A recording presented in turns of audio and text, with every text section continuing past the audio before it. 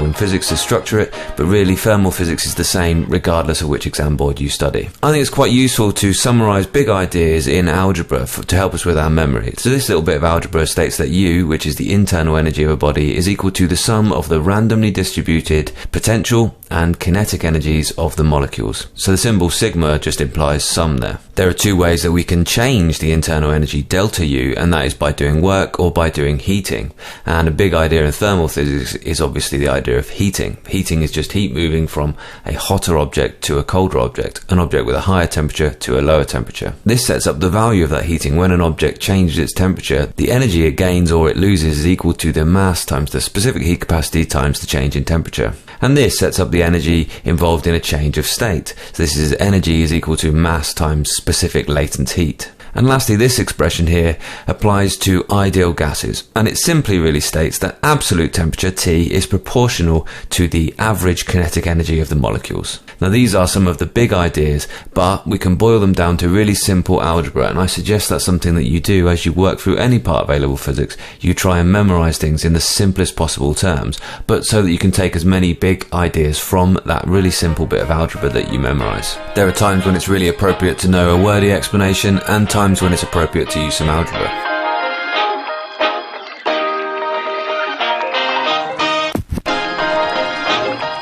Temperature is a big idea, and people have a poor definition of the difference between temperature and energy. Let's start by setting up an idea of thermal equilibrium, and that is that objects at the same temperature have no net transfer of energy. So if two objects are at the same temperature, then there's no transfer of energy between them. That is defined in the zeroth law of thermodynamics. And that states that if two objects are in thermal equilibrium with a third object, then the first two objects must be in thermal equilibrium with themselves. Now that seems like something quite obvious to say, but it actually sets up the idea of absolute temperature. That temperature doesn't depend upon what an object is. It doesn't depend upon what an object is made of. Temperature is proportional only to the average kinetic energy of the molecules. Absolute temperature does not depend on what substance it is, therefore. So if any object is at the same temperature as any other object, then they are in thermal equilibrium. There'll be no transfer of heating between them. So for example, if I took water or copper molecules at the same temperature, then each would have the same average kinetic energies in their molecules. One of the substances might have a higher internal energy because it might have a higher potential energy due to its state, or the particles of one might be vibrating with a higher speed because the other one might have a higher mass of particles, but the average kinetic energy of the particles would be the same at that same temperature. That's a really key idea in physics. So you always need to convert to Kelvin if you are seeing the capital T, absolute temperature. Now 1 degree Kelvin is equal to 1 degree Celsius. You just need to take the value in Celsius and add 273. Kelvin is a scale from absolute zero, and absolute zero is minus 273 degrees Celsius. You only need to quote the zeroth law of thermodynamics, that's thermodynamics 0, but the others are good ideas to have, so I'm going to go through them quickly now. Now thermodynamics 1 is the idea that all things tend towards thermal equilibrium, so heat dissipates in a closed system, and that also encapsulates the law of conservation of energy, that idea that energy can't be created or destroyed, just transferred from store to store, which is a really big idea in physics. It's maybe the biggest idea in physics, in fact. Thermodynamics 2 defines what heat is. Heat moves from hot to cold. Heat moves from a higher temperature to a lower temperature, and actually it states that the rate of heating is proportional to the temperature difference. So the bigger the temperature difference, the bigger the rate of heat transfer between the objects. So thermodynamics 3 just defines absolute zero, and it states that that would be the same for all substances. If there could be a point at which the molecules could have zero kinetic energy, then that value would be minus 273.15 degrees Celsius, or 0 degrees Kelvin. That is the coldest theoretically anything could possibly be. I always think it's worth noting there's a theoretical minimum, an absolute zero, but there's no absolute maximum. There's no hottest something could be. Hopefully you can see then that all of those laws are really encapsulated within the zeroth law of thermodynamics.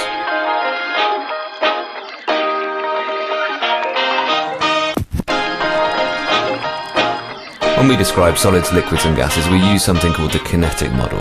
That is, that substances are made of particles and they have varying kinetic energies and electrostatic forces of attraction. We also need to define something called the internal energy, and that's the sum of the randomly distributed potential and kinetic energies of the molecules within a substance. Now, potential energy is due to the position between objects, always. Further spaced is always more potential energy. If two things are further apart, then they have a greater potential energy. Kinetic energy is due to a thing's speed and its mass. So these are the big ideas in kinetic theory. The potential energy of the molecules, how far apart they are and how attracted they are to each other in order to bring them back together, the forces trying to bring them together. And kinetic energy is due to how fast they're moving. Again, that's going to be related to the forces as well and their speed of motion. That idea of potentials, that idea of potential energy, the idea that something is further away, has a greater potential energy, is a really key idea when understanding potentials. That helps us understand the ideas in quantum when we're talking about the energy levels in an atom. It helps us understand the ideas of gravitational potential energy and all different ideas that we'll come on to later in A-level physics. You'll be probably quite familiar with this graph from GCSE, the idea that during a change of state the temperature doesn't change. As we heat up a solid, its temperature increases until it reaches its melting point. It starts to melt and it stays at one temperature for that period of time. Then you heat it, its temperature can increase again as a liquid, and then it stays at the same temperature as it boils. And then as a gas, you can begin to increase its temperature again. Look closely at what's on the axes here. You often see that as being time, but I've just said that's energy. As we increase the energy, we get a linear increase in temperature until we start to change state. And what's actually going on there is during an increase in temperature, the kinetic energy of the molecules are increasing. During a change of phase, then their potential energies are changing. During melting, they're getting further apart, they're getting to a higher potential energy. And during freezing, then they're getting closer together and they're getting a lower potential energy. So here we have increasing kinetic energy, then increasing potential as it changes state, increasing kinetic energy as it heats, as it increases in temperature, and then increasing potential energy as it changes state, and then lastly again increasing kinetic energy as it changes temperature. The important thing about that graph is that temperature doesn't change during a change of phase. There's a pro tip here, which is just like energy levels in an atom, we measure the highest energy as being 0. So molecules in gases are said to have 0 joules of potential energy, and molecules in liquids and then solids, we talk about them as having negative potential energies.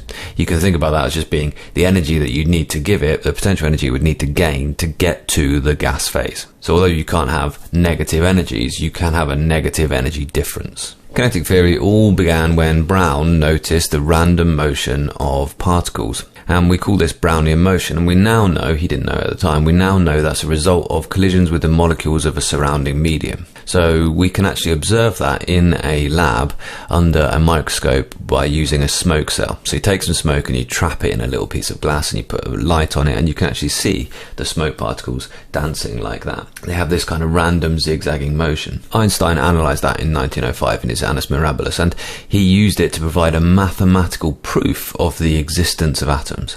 And that's evidence then for the kinetic model of matter. So in maths they have proofs, and in science we have evidence. So you think about these smoke particles being rather large compared to the particles we can't see under the microscope, the particles of the air. And the reason why they have this zigzagging motion is because they're constantly being bombarded by the air particles around them. Einstein was able to do the maths to show that the way in which they moved could be due to the other atoms, the other molecules that were present in that smoke cell. You'll no doubt be familiar with the particle pictures of solids, liquids and gases, and you need to have really detailed and accurate descriptions of these things for your A-level physics. Be really, really careful because you've studied these from Key Stage 3, and if you use the wrong terms you'll lose easy marks here. Solids have particles which are held with strong forces of attraction in a regular three-dimensional lattice. They vibrate on the spot, they're fixed in their position.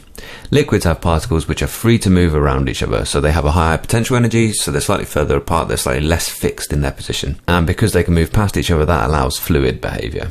Gases have particles with negligible forces of attraction, and they're moving at high speeds in random directions. And that idea of negligible forces of attraction will come back to us. That's why we define that as being the zero energy point.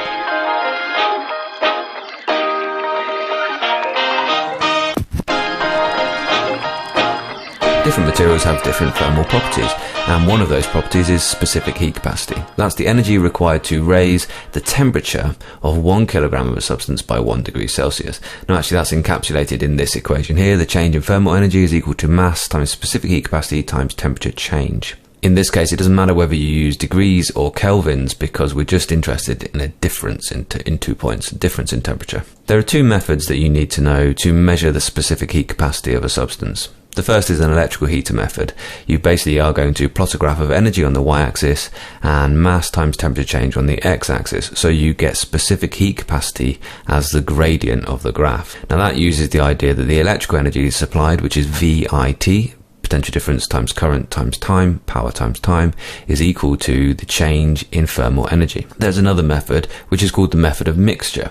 Essentially what you do with this is you raise a mass of metal, a metal block, to 100 degrees Celsius by leaving it submerged in some boiling water. So it's going to reach thermal equilibrium with the boiling water. Then you submerge that block in some cool water, and you have measured the mass and the starting temperature of that water, and you measure the temperature change of the water. You measure the final temperature and you work out the temperature change. And you also therefore measure the temperature decrease of the metal. You then use the equation below to calculate the specific heat capacity of the metal.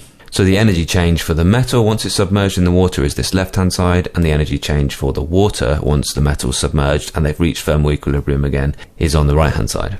And you use the value of specific heat capacity of water, which is known as 4,200 joules per kilogram per degree Celsius.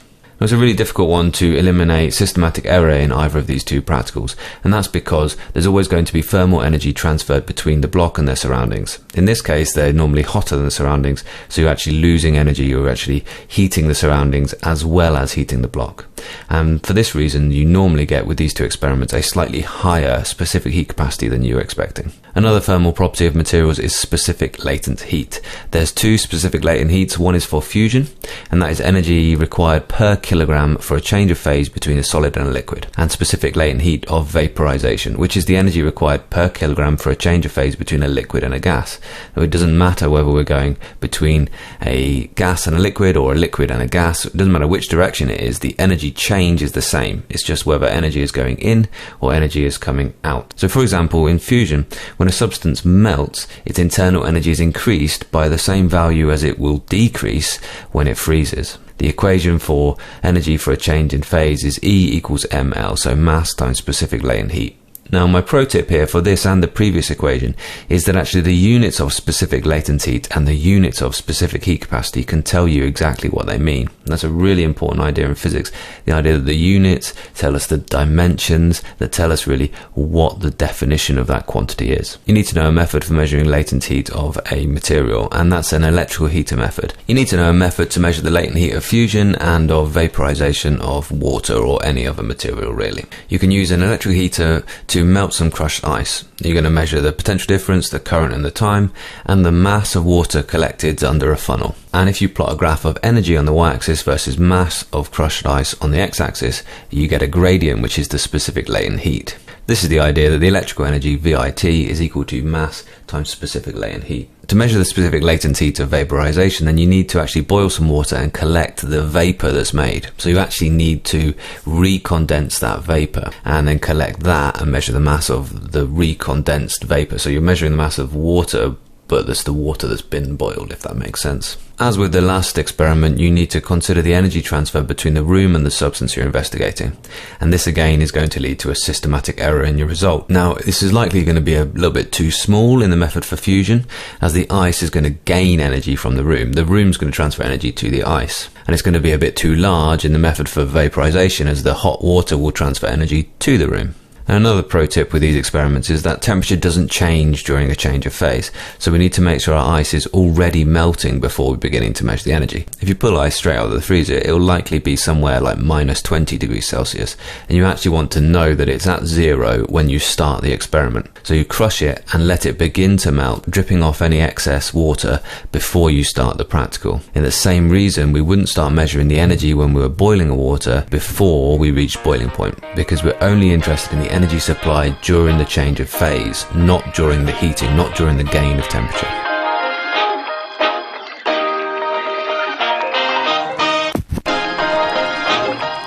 An ideal gas is a way that we have of modelling the behaviour of gases, and it comes down to three gas laws, the first of which you will probably be familiar with from GCSE, which is Boyle's law. For a fixed mass of gas at a constant temperature, pressure is inversely proportional to volume. Now there are two ways to write that. Pressure is inversely proportional to volume, or pressure times volume is equal to a constant. They are the same thing. If you were to do this experiment, then you get a graph that looks something like this. If you double pressure, you halve the volume. Then there's Charles' law, and that is for a fixed mass of gas at a constant pressure, the volume is proportional to temperature. So volume is proportional to temperature, or volume over temperature is equal to a constant. Then there's the Gay-Lussac law, or sometimes referred to as the pressure law. For a fixed mass of gas at a constant volume, the pressure is proportional to the temperature. So that can be written as pressure is proportional to temperature, or pressure over temperature is equal to a constant. These two give us graphs that look something like this, and I'll talk about that in a moment with how that is used to measure absolute zero. So these are straight lines through the origin. For me, it's worth learning both of these ways of expressing proportionality. One might be more useful for one situation and another might be more useful for another situation. They'd both be useful for different times when they'd expect you to maybe use proportional reasoning, either in a written question or even in a calculation question, where they tell you a change in one thing and expect you to work out the change in another thing. You can combine these three gas laws to give you the ideal gas equation, and that is PV equals NKT.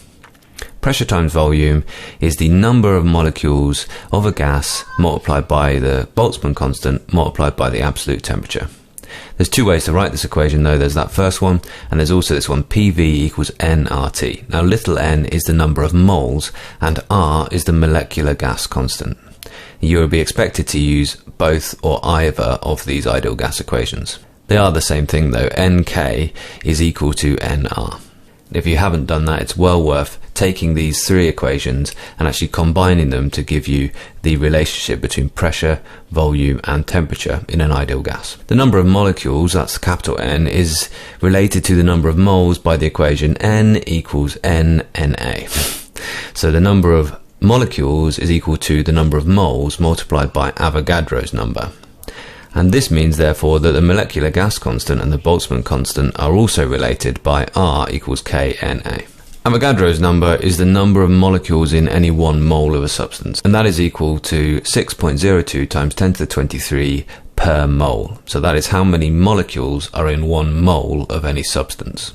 Some A-levels only require you to use one or the other, but in OCR they require you to use both. The ideal gas is a model. It's a way of explaining evidence. The evidence are the three gas laws, and we combine them into this model of ideal gas. This slide is going to give us the detail on how that model works. It starts with the idea, the Newtonian idea, that gases exert pressure on the surfaces of their containers, and that is the same equation as static pressure. So that's pressure is force over area. The kinetic model of gases, the ideal gas model, assumes that we have a large number of molecules in random and rapid motion. So if you think about the Avogadro constant, we do indeed have a very large number of molecules, and we sometimes refer to this as statistical physics. It also assumes the molecules apply negligible volumes compared with the volume of the gases, so they can be thought of as points. It also assumes that the collisions are perfectly elastic, which is that there's no transfer of kinetic energy to anything else during the collisions. It also assumes that the time in which the collisions happen is negligible compared to the time between the collisions. So the time of the collision is very, very short, essentially. Too short to worry about. It also assumes that the intermolecular forces are negligible, so that the gas molecules are so far apart that it's not worth considering the forces between them. Except, of course, during the collisions between the particles and between the particles and the walls. So it's because those forces are negligible that we can say that the particles have zero potential energy in this model. And that effectively means that the internal energy is just the sum of the kinetic energies of the particles in the model. Pressure and volume are related to the average kinetic energy by this equation. Hopefully you can see the mc squared is a sort of expression which is related to the kinetic energy. Now you don't need to actually derive this from the assumptions in the model in the OCR A-level. It is a really good exercise though for you to understand how that model arrives at this equation. So I do have a full video where I go through the derivation of that equation. It's a good way to understand the importance of those assumptions that the model makes. So this states that pressure times volume is equal to a third multiplied by the number of particles times the mass of each particle times the RMS speed squared. Now we'll talk about RMS speed in just a moment, the root mean square speed. But you can combine this first equation with the ideal gas equation to give this. A half mc squared, so that is the average kinetic energy of the molecules, is equal to 3 over 2 kT, and that's the Boltzmann constant times absolute temperature again.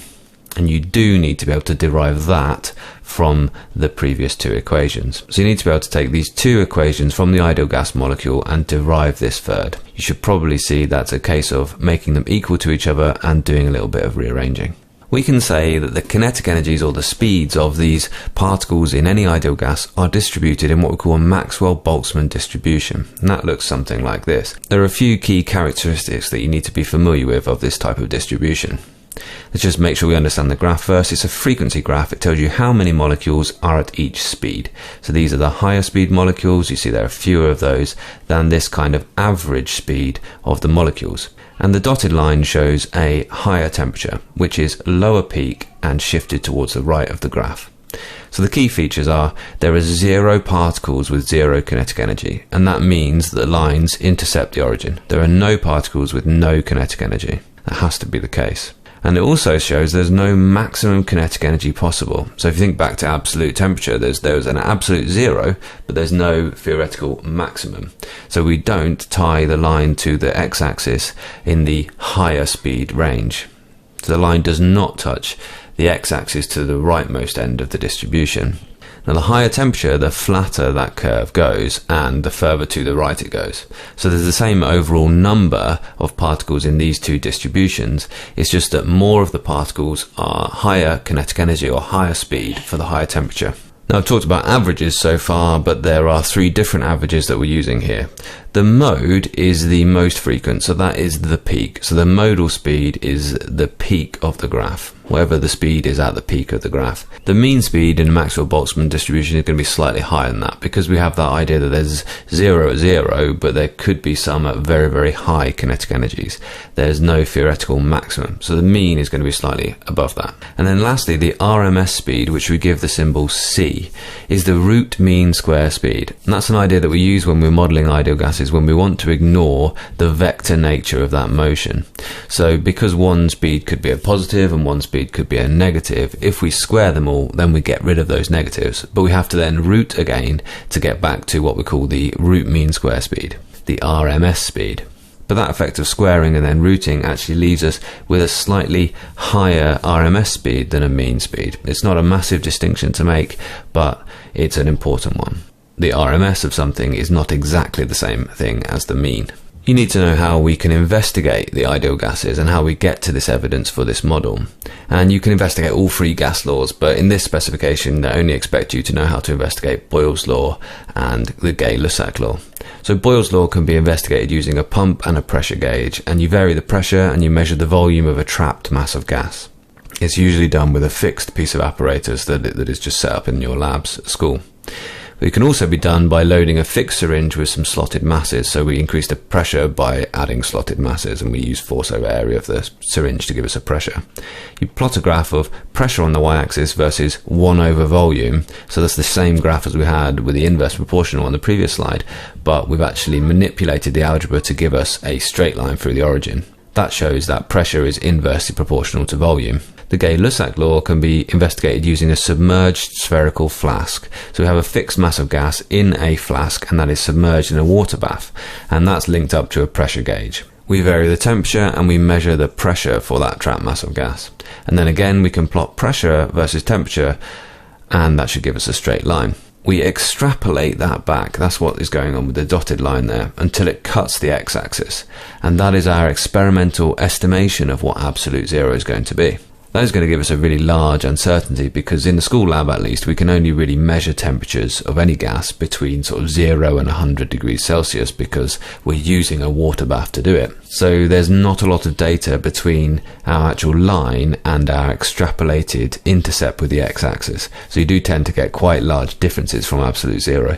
But actually repeated measurements of this can actually get you reasonably close to absolute 0, even in the school lab. My pro tip for any PAGs or any practical which is mentioned specifically in the specification is to make sure you consider all the evaluative points. So for example, in the typical Boyle's law apparatus, the pressure gauge is actually analog. So that's an example of when you have to actually interpolate between scale markings. And this can be less precise, but it doesn't have as much random error as maybe a fluctuating digital pressure gauge would have. And again, for example, in the Boyle's law apparatus, when you are pumping the gas, you're actually doing work on it. And so that is going to raise its internal energy. It could actually increase the temperature of the gas. And that could mean that one of your control variables had also changed. And that would make your conclusion less valid. We also in that apparatus use an analog scale of the volume, and that can lead to a parallax error when you're actually measuring that volume. So you get down to eye level